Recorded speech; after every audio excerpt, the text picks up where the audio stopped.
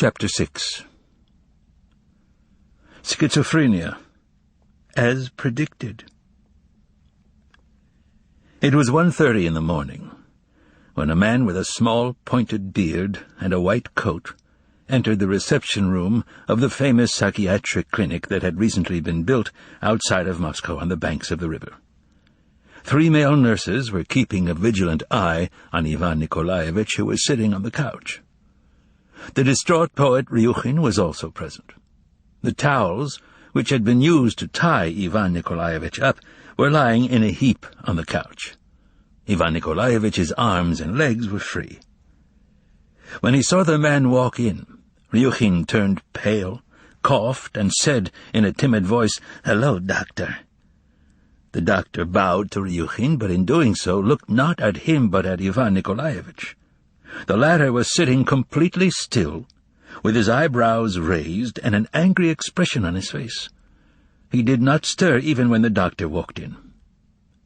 "Doctor," began Ryukhin in a kind of conspiratorial whisper, looking timidly over at Ivan Nikolaevich, "this is the prominent poet, Ivan Bezdomny. Well, as you can see, we're afraid it might be a case of delirium tremens." "Has he been drinking heavily?" asked the doctor through his teeth. "No, he did drink, but not enough to—" "Has he been trying to catch cockroaches, rats, little devils, or running dogs?" "No," replied Ryukhin with a shudder. "I saw him yesterday, and this morning, too. He was completely fine." "And why is he in his underwear? Did they get him out of bed?" "That, doctor, is the way he arrived at the restaurant." "Aha! Aha!" said the doctor with great satisfaction. "And why the cuts and bruises? Did he get in a fight with somebody?"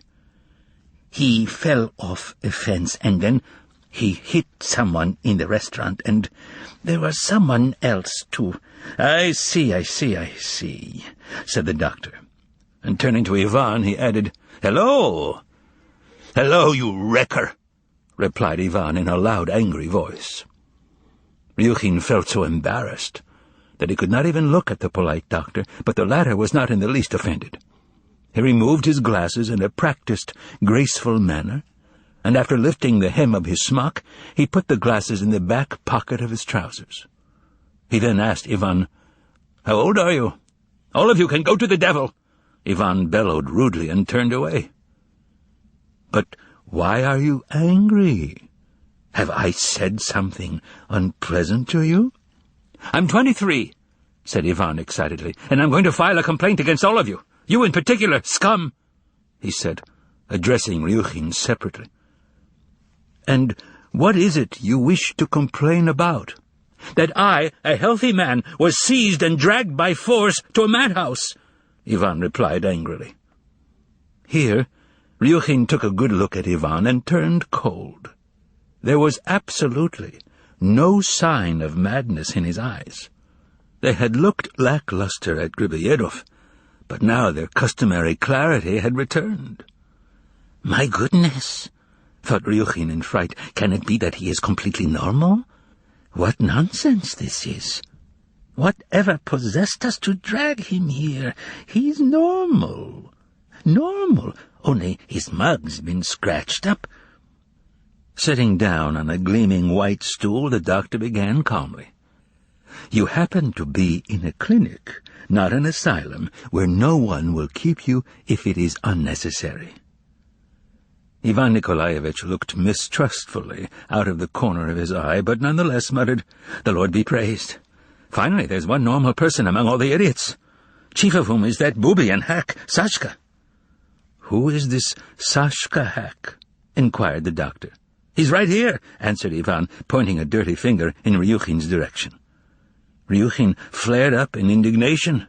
"That's what I get instead of thanks," he thought bitterly, "all because I was concerned about him. There's a bastard for you." "He has a typical kulak mentality," began Ivan Nikolaevich, who obviously felt an urge to expose Ryukhin. "And even worse, a kulak who tries very hard to masquerade as a proletarian. Look at his glum face and compare it to the sonorous verses he concocted for New Year's. Soar and unfurl, then take a look inside him and see what he's thinking in there, and you'll gasp." And Ivan Nikolaevich let out a sinister laugh. Ryukhin was red, breathing heavily, and thinking of only one thing, that he had nursed a viper to his breast and shown kindness to someone who turned out to be a vicious enemy when put to the test. And worst of all, there was nothing he could do. You could hardly exchange insults with a madman, could you? "And why were you brought here?" asked the doctor, after he had listened attentively to Bezdomny's accusations.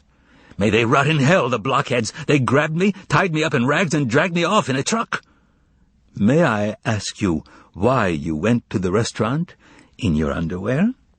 "There's nothing surprising in that," Ivan answered. "I went for a swim in the Moscow River, and someone took my clothes and left me this junk. I couldn't very well walk around Moscow naked. I put on what was available because I was in a hurry to get to the restaurant at Griboyedov." The doctor gave Ryukhin a quizzical look, and the latter mumbled gloomily, "That's the name of the restaurant." "I see," said the doctor. "And why were you in such a hurry? Did you have a business meeting?" "I was trying to catch the consultant," answered Ivan Nikolaevich, looking around anxiously. "What consultant?" "Do you know Berlioz?" asked Ivan pointedly. "You mean the composer?" Ivan became flustered. "What does the composer have to do with it?" "Oh, I see. No, not the composer. He has the same name as Misha Berlioz." Ryukhin did not want to say anything, but was forced to give an explanation. "Berlioz, the secretary of Margarit, was run over by a streetcar this evening at Patriarch's Ponds." "Don't lie about things you don't know anything about," said Ivan, angry at Ryukhin. "You weren't there, but I was. He deliberately set it up so he'd fall under the streetcar." "Did he push him?" "What does pushing have to do with it?" Ivan exclaimed, furious at how dense everyone was. "Someone like that doesn't have to push. He can do things that would make your flesh crawl. He knew in advance that Berlioz would fall under a streetcar." "And did anyone besides you see this consultant?" "That's the trouble. Only me and Berlioz." "I see. And what did you do to catch this murderer?" At this point the doctor turned around and glanced over at the woman in a white coat who was sitting at a table off to the side. She took out a sheet of paper and began filling in the blank spaces in the columns. "Here's what I did. I took a small candle from the kitchen." "This one, here?" asked the doctor, pointing to the broken candle that was lying next to the icon on the table in front of the woman. "Yes, and—" "Why the icon?" "Well, the icon—" Ivan turned red. "The icon was what scared them most of all." He poked a finger in Ryukhin's direction again. "But the fact is that he, the consultant, that is, let's speak frankly, he's in league with evil powers, so you won't have an easy time catching him." For some reason the attendants stood stiffly at attention and did not take their eyes off Ivan. "Yes," Ivan continued, "he's in league with evil powers. That's an incontrovertible fact. He personally conversed with Pontius Pilate. And there's no reason to look at me like that. It's true, I tell you. He saw it all, the balcony and the palm trees. He was there with Pontius Pilate. You have my word on it." "I see. Go on." "So I pinned the icon on my chest and ran after him." At this point the clock struck 2 a.m.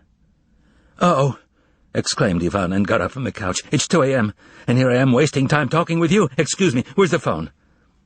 "Let him use the phone," the doctor ordered the attendants. Ivan grabbed the receiver while the woman asked Ryukhin in a whisper, "Is he married?" "No, single," Ryukhin replied, frightened.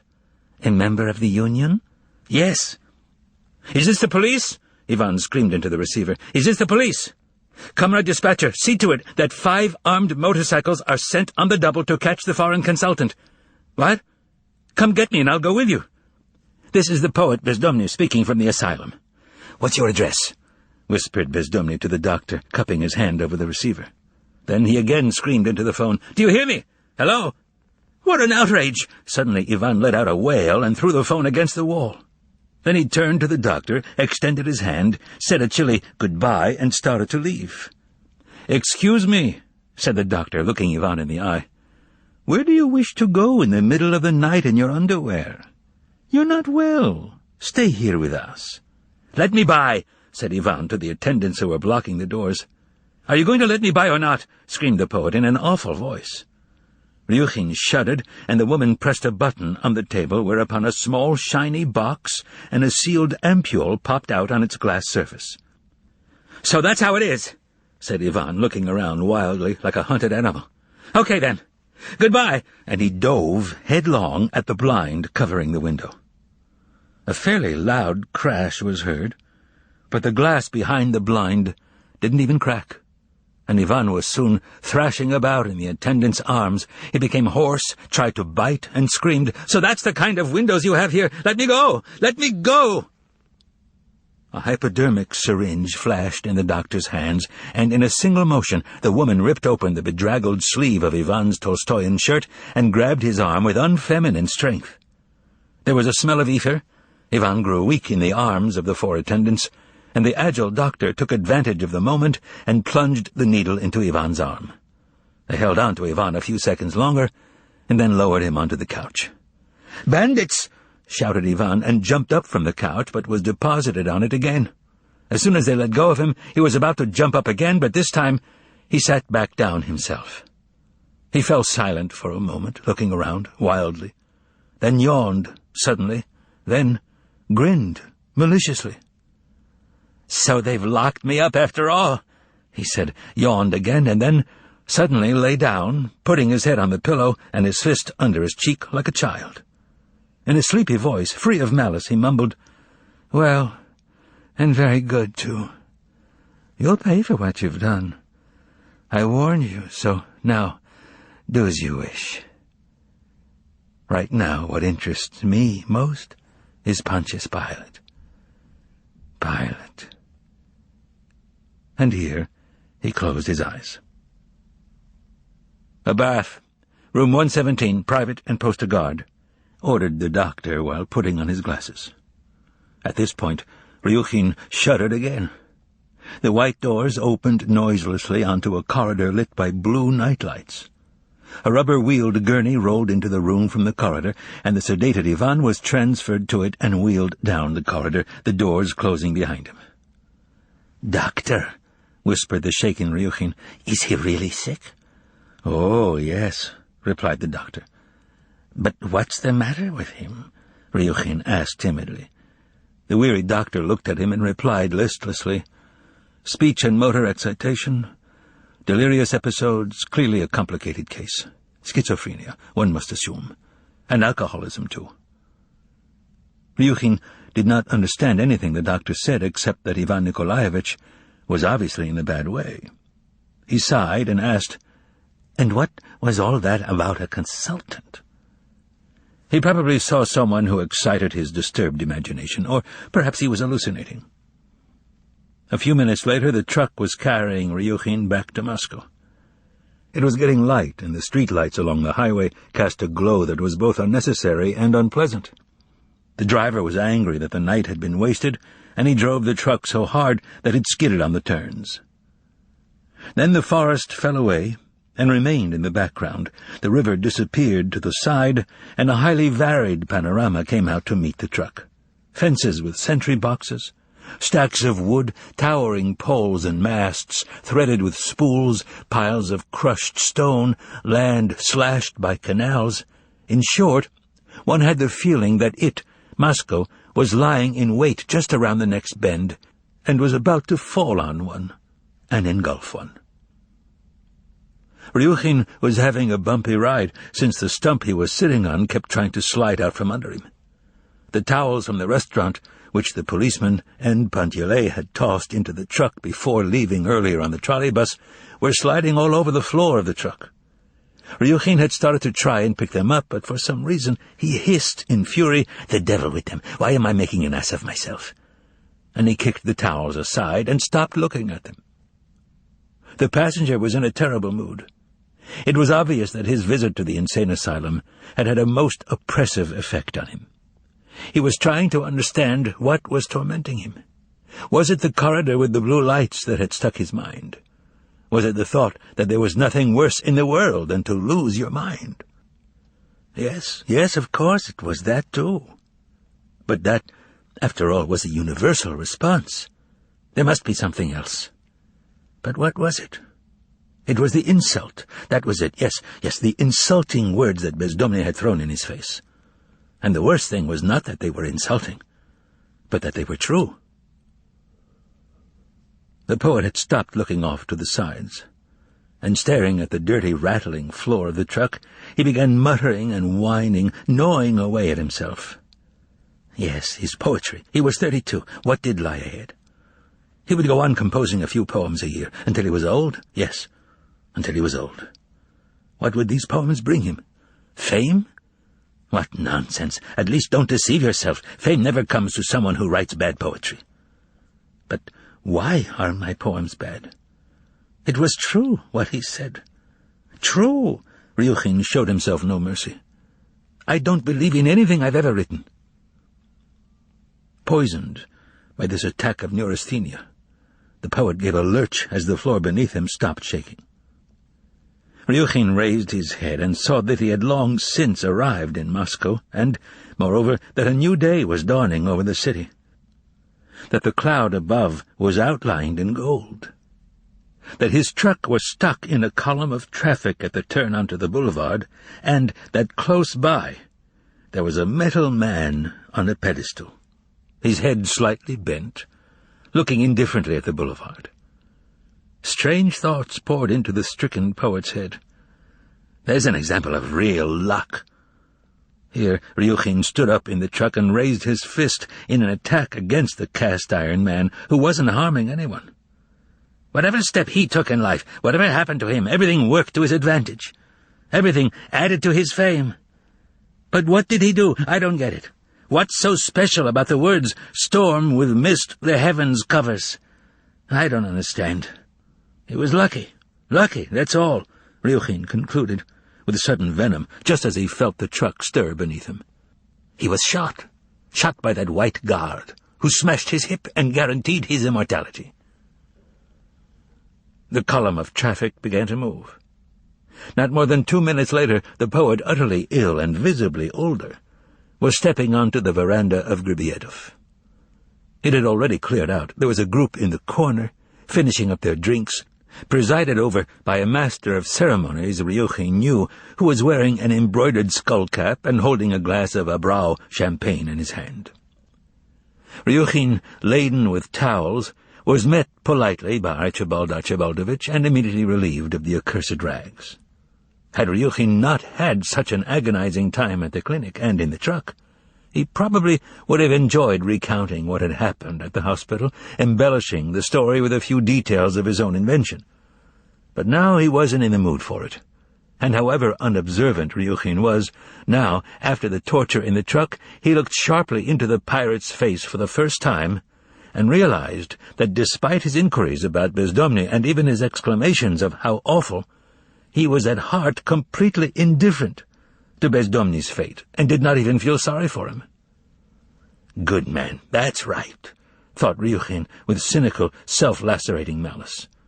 Cutting short his story about schizophrenia, he asked, "Archibald Archibaldovich, may I have a little vodka?" The pirate put on a sympathetic face and whispered, "I understand, right away," and he signaled a waiter. A quarter of an hour later, Ryukhin was sitting all by himself, hunched over a plate of carp, downing glass after glass. He was coming to realize and to acknowledge that he could not rectify anything in his life. He could only forget. The poet had wasted his night, while others were feasting, and now he realized it could never be brought back. He had only to raise his head from the table lamp up to the sky to realize that the night was gone forever. The waiters were hurriedly pulling the tablecloths off the tables. The cats, nosing about the veranda, had a morning look about them. Day was bearing down on the poet with full force.